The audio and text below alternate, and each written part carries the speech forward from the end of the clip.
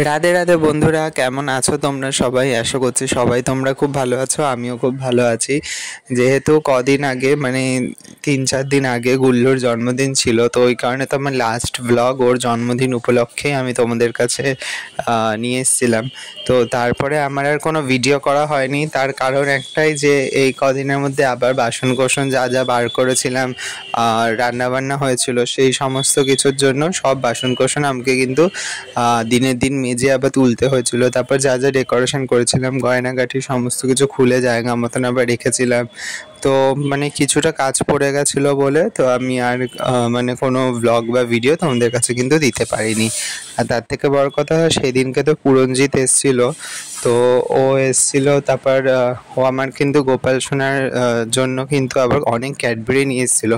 আর ক্যাডবেরিগুলোও কিন্তু আবার কি সুন্দর করে একটা তত্ত্বর মধ্যে সাজিয়ে আবার সেটাকে সেলোফেন পেপার দিয়ে মুড়ে আবার ওপর দিয়ে যে রিবান টাইপের বো থাকে সেটাকে দিয়ে আবার ময়ূরের পালক দিয়ে খুব সুন্দরভাবে প্যাকিং করে কিন্তু এনেছিল। মানে জিনিসটা দেখতে এতটাই সুন্দর লাগছিল, মানে মনে ছিল না যে ওই তত্ত্বটাকে খুলি বা প্যাকেটটাকে ছিঁড়ে তারপর ক্যাডবেরিগুলো মানে খাই বা গোপালদের দিই। তো ওইটা একদমই ইচ্ছা করছিল না, মনে হচ্ছিল ওইভাবেই যত্ন সহকারে সাজিয়ে রেখে দিই। কিন্তু কোনো কিছু করা যাবে না, তার কারণ একটাই যে ওইগুলো যেহেতু ক্যাডবেরি ছিল তাই গরম তো পড়ছে, গলে যাবে। তো ওই কারণে বাধ্য হয়ে কিন্তু আমাকে তত্ত্বটাকে তারপর ছিঁড়ে ফেলতে হলো। আর তত্ত্বটা কিন্তু তোমাদের সামনে আমি দেখিয়েছিলাম কতটা সুন্দর যে লাগছে, মানে আমি বলে বোঝাতে পারবো না।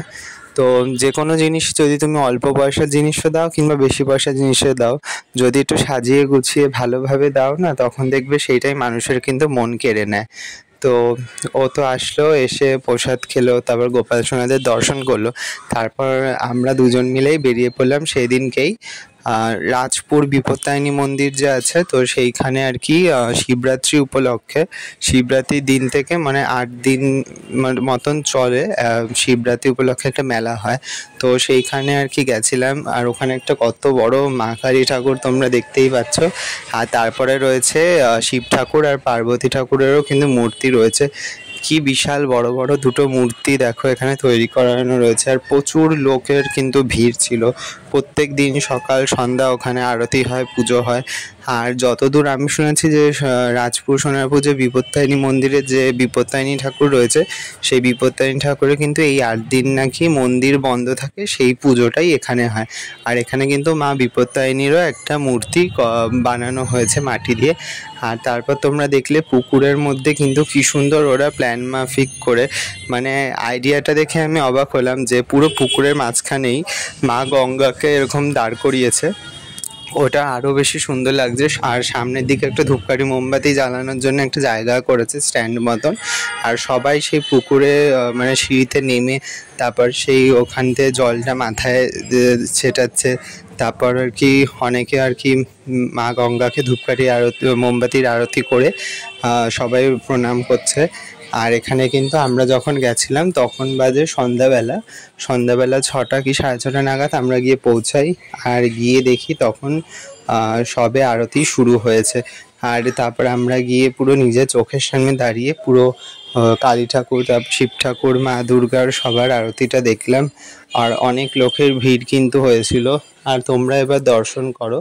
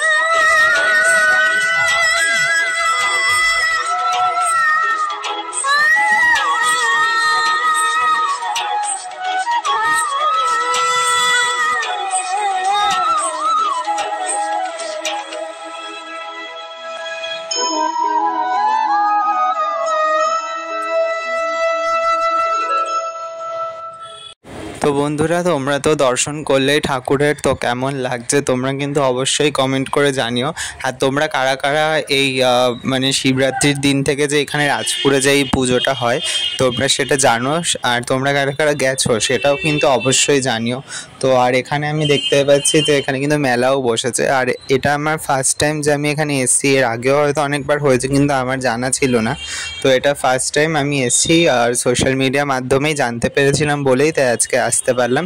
আর আজকে গুল্লুর জন্মদিনে একদিনেই কিন্তু দু জায়গায় মানে ঘোরা হয়ে গেল। প্রথমত আর কি গুল্লুর জন্মদিন নিয়ে সারাদিন কাটালাম, আর দ্বিতীয়ত দেখো তারপর বেরিয়ে পড়লাম বিকালবেলাতেই রাজপুরের উদ্দেশ্যে, যেখানে আর কি এখানে এই মা কালীর আর শিব পার্বতীর পুজো হচ্ছে, সেখানে বেরিয়ে পড়লাম।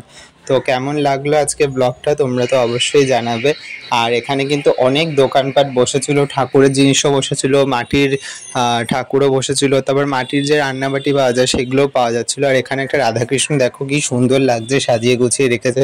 তারপর গোপাল ছিল, লক্ষ্মী ঠাকুর ছিল, অনেক জামা কাপড় ছিল ঠাকুরের। পুরঞ্জিত আবার ওর ননির জন্য কিন্তু 3টে প্যান্ট কিনেছিল। আর তারপর আমরা অনেক গয়নাগাটি দেখছিলাম, তারপর রঙের বালতি, পিচকারি, এগুলো সমস্ত কিছুই কিন্তু পাওয়া যাচ্ছিল, যেহেতু সামনে দোল আসছে। তো দেখা হচ্ছে অন্য ব্লগে। রাধে রাধে বন্ধুরা।